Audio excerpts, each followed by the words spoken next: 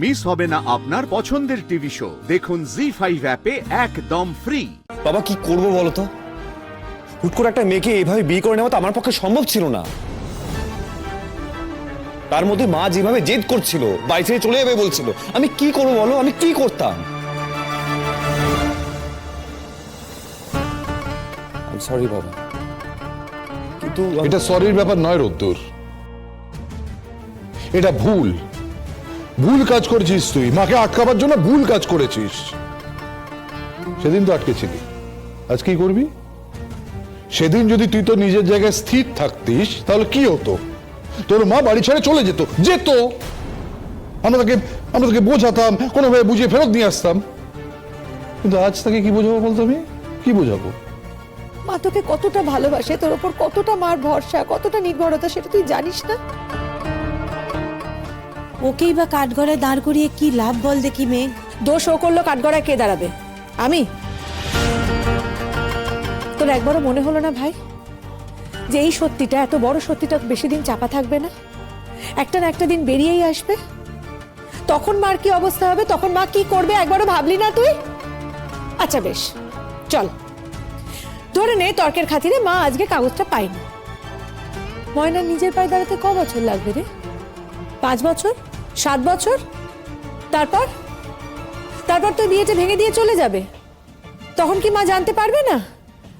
তখন মায়ের মনে কি অবস্থা হবে ভেবে দেখেছিস একবারও? সরি দিদি ভাই, আমি যা করেছি তার জন্য আই এম ভেরি সরি। তখন এইটা ছাড়া তো আমার কাছে আর কোনো উপায় ছিল না।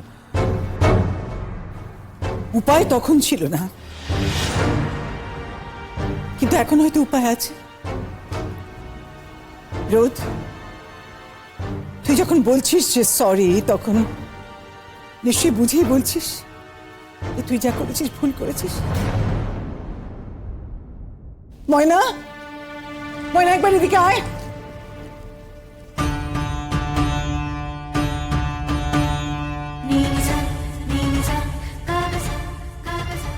সর মিজু, সর।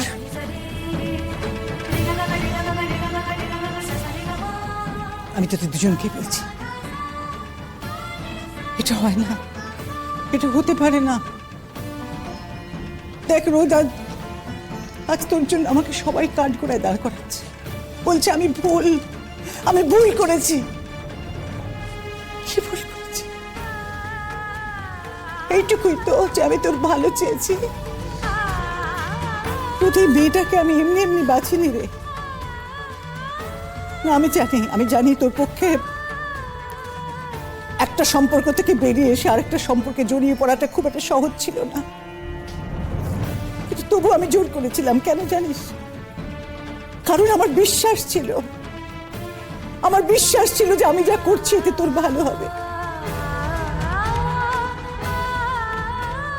একদিন না একদিন তুই ঠিক বুঝতে পারতিস যে আমি কেন এই কাজ করেছি, কিন্তু তুই তো সেই সময়টুকুই দিচ্ছিস না।